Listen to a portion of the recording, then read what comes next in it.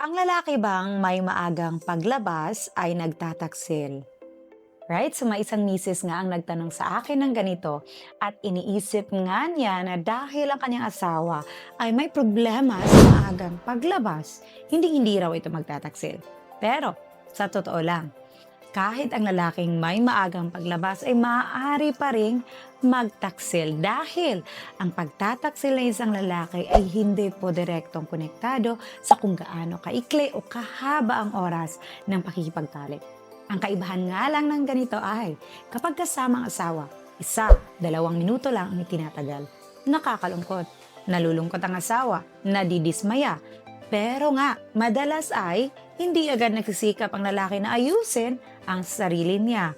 Ngunit kapag nasa labas, isang simpleng puna o panlalait lang mula sa ibang babae, agad-agad silang naghahanap ng paraan para pahabain ang oras ng pakikipagtalik at pagandahin ang performance nila. Para sa mga lalaking nakakaranas ng ganitong problema, ang Adrenafil 100, isang napakagandang solusyon naman. Ito ay orihinal na produkto na direktang ini-import mula sa India at may sertifikasyon nga ng kalidad mula sa FDA ng Estados Unidos at Pilipinas.